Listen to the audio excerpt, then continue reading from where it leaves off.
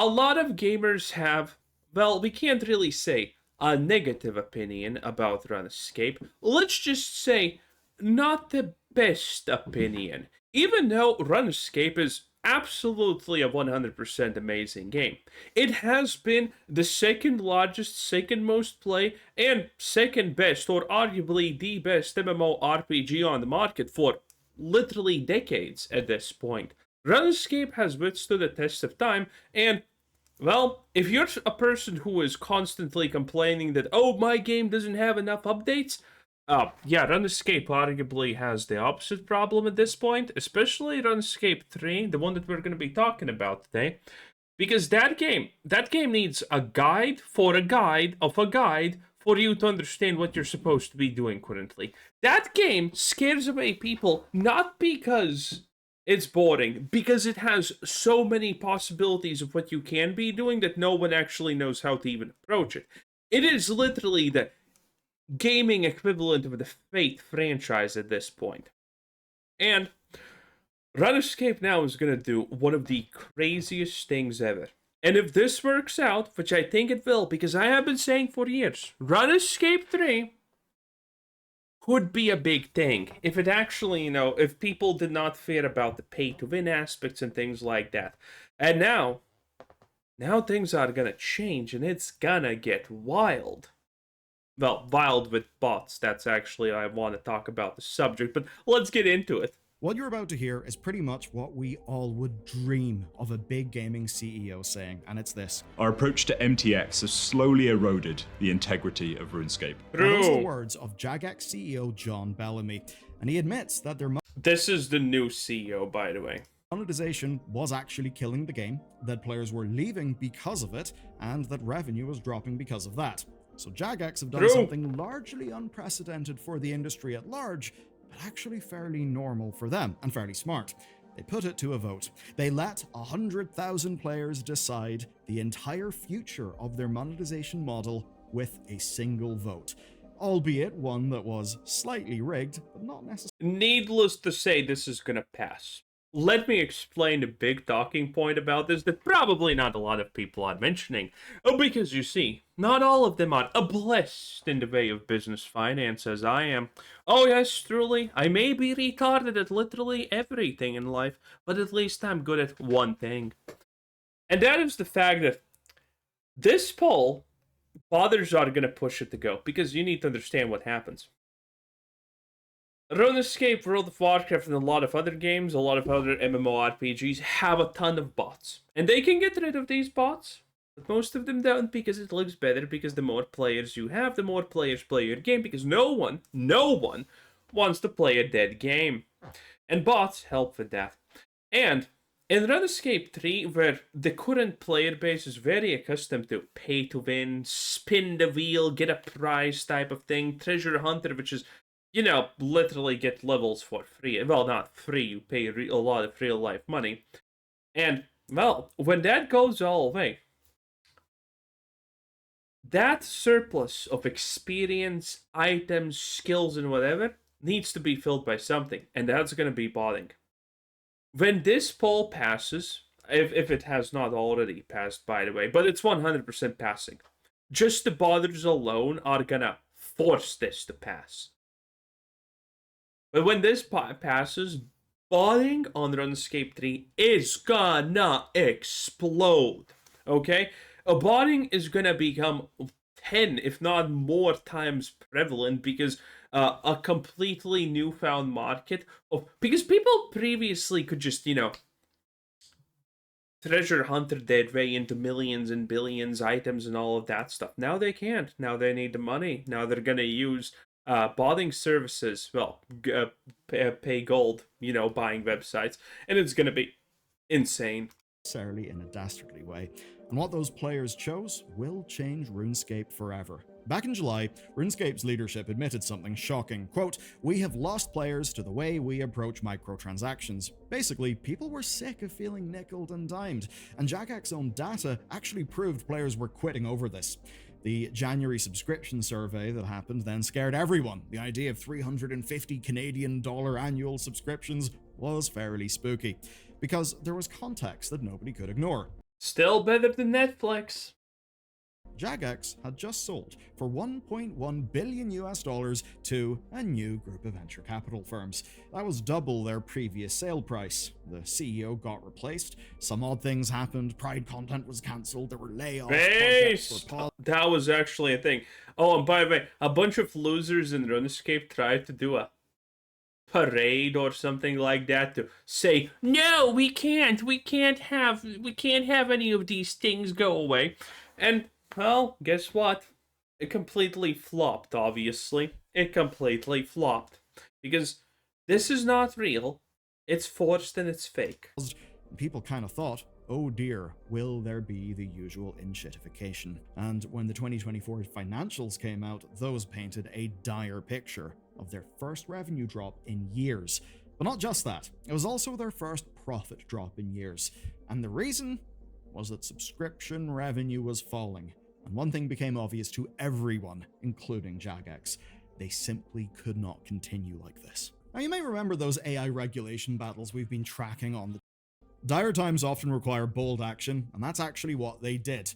They announced something radical, a series of live experiments to test new monetization models. By the way, they're not only removing the MTX stuff, they're also removing pretty much the pay-to-win AFK skilling in general, okay? Not only no longer you're going to be able to spin the Wheel of Fortune and get the billion, trillion gold or whatever. Now you're also not going to be able to AFK at the banks and whatnot, with just, what's it called? Resin polymorph somethings? For RuneScape. Back in July, they shared some research on this, where 42% of active players said that microtransactions ruined the experience. 60% of lapsed players blamed microtransactions for leaving, and 63% said they'd actually return if the microtransactions were fixed. That's huge, as were a lot of the solutions. They tested a lot of things live in the game, like removing the loot box systems, having cosmetic-free worlds, having different purchase models, and ultimately the data had proven one thing quite clearly, that the old model was absolutely dead. Following the experimentation, Jagex unveiled their master plan to let people vote on the future. The vote page, though, had one option. That option was remove treasure hunter, you decide. And on the page, there was one button that said vote yes. That's it. There was no vote no option. There was no way to oppose the changes. Of course, the changes were something everyone wanted, and I don't think anyone would be voting no to removing a lot of the bullshit. But it wasn't a blind vote. Jagex laid out the complete package of proposals, everything they planned to remove, everything they planned to change, and that meant players could see exactly what they were approving. Now, you don't build a voting system in this way for democracy, right? You don't do a vote that you can't say no to because you want to be democratic. You do something like this to build consensus. When you vote yes, you're not signing a contract or anything, but you do have a little bit of buy-in. You've taken some real material action for making these changes, and that will mean people will feel ownership. And that ownership matters, because every player who voted will now want to see these changes succeed. It means they're invested in the outcome. But it's also a practical thing, because Jagex had already ran the experiments, already gathered the data. This vote was essentially rubber stamping decisions already made at a production level. So, it was smart. True. Absolutely true. Smart marketing and a practical necessity, and also something that should sound familiar. Jagex ran the same playbook in 2013, the same vote structure, the same design. That time, well, they got 449,351 votes to launch old school RuneScape. It was kind of framed like crowdfunding, making it a big campaign. Yeah. And old school RuneScape took over RuneScape 3. Or the RuneScape proper, I don't know what we're gonna call that. But in any case, old school RuneScape showed growth year after year. I mean, it was recently. I completely have not followed this up, but there was the situation where a bunch of World of Warcraft streamers just went and played RuneScape. Old school RuneScape, mind you. And I have no idea how that ended, what happened, but they did. They did, and that was a pretty huge deal, I think.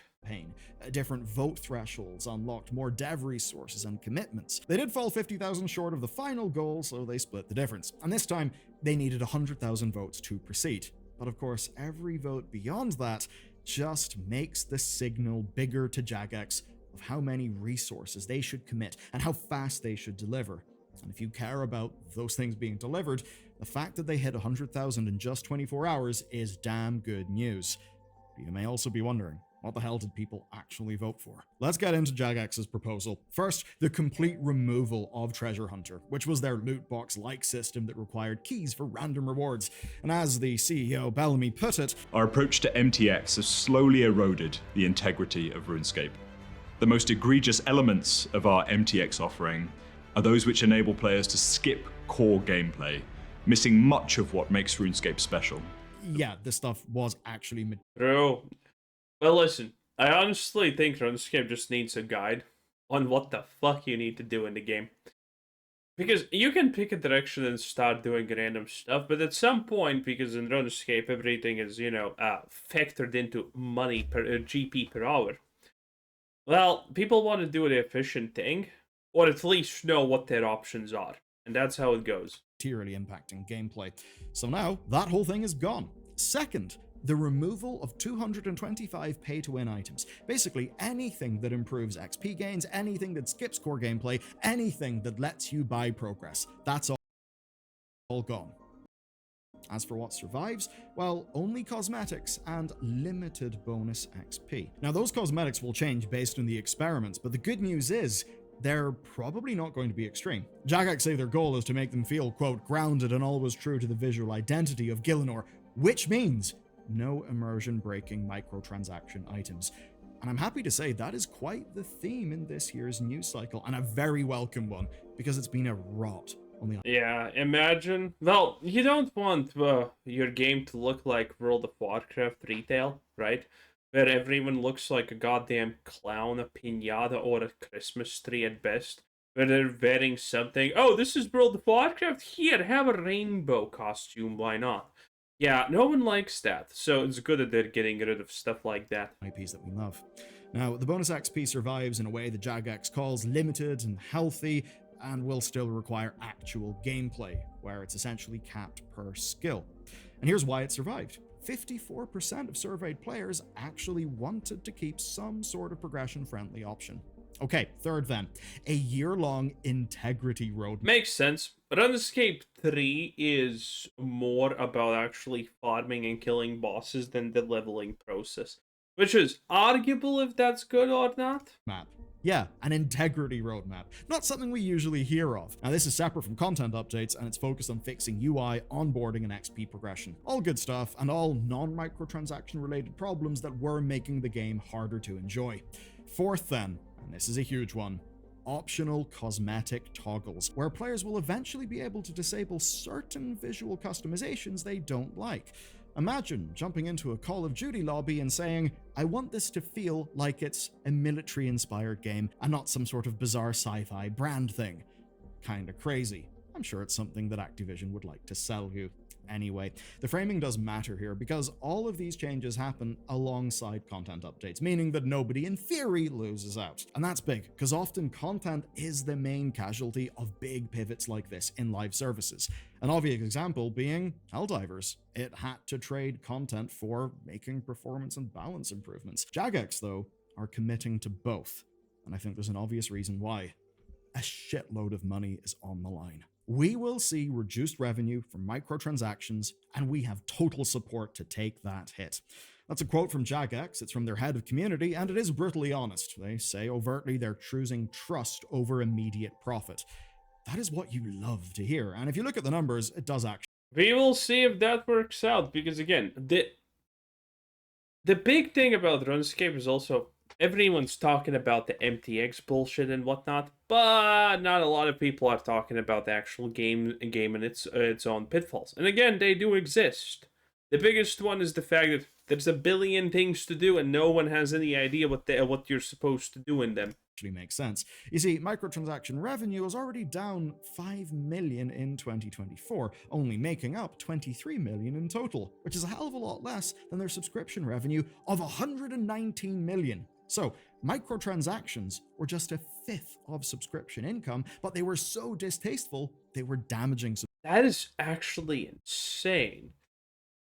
Typically, every game tries to get the microtransaction revenue as high as possible, but here you're telling me it's different. Well, I guess botters don't really buy it because, by the way, I don't know what's the percent of bots in RuneScape, but it has to be above 50%. It has to be probably above 60% at this point.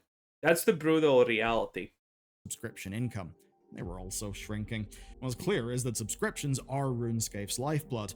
And with those numbers in mind, this actually does not look like an insane gamble. Yes, it is large, and it's not guaranteed to work, but if big results are the goal, then I think this is a sane gamble. And it's also the same model that made old school RuneScape the success it is. Focus on subscriptions and happy customers, make cosmetics optional, not predatory. And honestly, there's nothing better from a game designer's perspective, because when a sub fee is being paid for a live service game, then the incentives of the player and the developer are aligned, as opposed to the oppositional bullshit of ramming the microtransactions down our throats. Now, the promise here is simple, quote, an era-defining shift for RuneScape, where achievements are based on merit, not spending. So what it is wow, long-term play that requires nerve, and perhaps more importantly, requires their venture capital owners to actually be patient whilst the revenues temporarily drop. So, it's a good bet, but it's one that hinges on one question. How many voters are current subscribers versus lapsed players? Because oh, that's not the bet. That is not the bet. The bet is that the game is actually good enough, but it does have a very, very arduous and bad reputation amongst players, amongst communities, that RuneScape 3 is pay to win.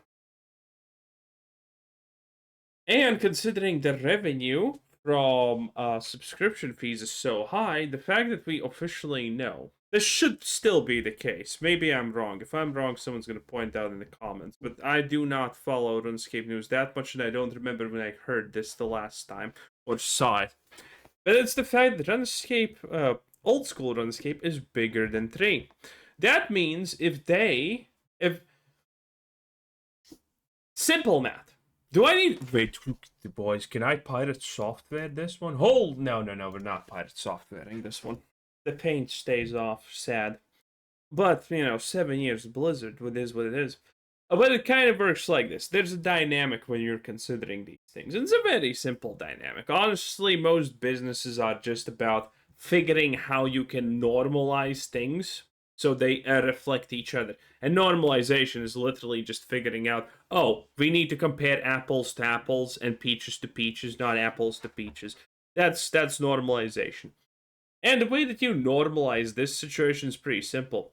If old school RuneScape has 2 times the audience of RuneScape 3, but you have a situation where MTX is only 1/5 of all the money made, that means if you do the math and you normalize these things, if RuneScape 3 could get even a 50% more subs from subs in general, users that who become subs and buy the subscription, even 50% would just already mean that all of the MTX money has already been levied back. That's how it works. And if they get more, which probably is their goal, they are going to be making more money than they lose from MTX. And keep in mind, MTX is still there. They're just going to change the approach to it. They have never really given a breakdown how much RuneScape makes money from treasure keys and treasure hunters and all of those things. It's probably a lot, but still, it's really easy to imagine that the goal is to increase subscriptions and players to RuneScape 3 by making this change, and that's not gonna be that hard to do, possibly. Current players being happy is a good thing, but Jagex will need to get those lapsed players back, and ideally subscribing. Now, the vote ends November 12th. Anyone with a Jagex account can still participate, and if this works, RuneScape will become the anti-microtransaction haven. I guess a subscription-focused alternative, something that is choosing healthy profit with their players over just gouging out as much money as is humanly possible, as quick as is possible. And I think, as an example, for the whole industry, that would be amazing. It would be something for us to all rally around. But if it doesn't, if the subscription growth doesn't offset the Oh loss... shit, that's a cat mommy. Holy, that back curve, mamma mia. In any case, that was Billion News. Let's see how it goes. RuneScape, I think, is a good game. It's just kind of really hot to get into, and that's it. Anyway, have a nice day. Bye!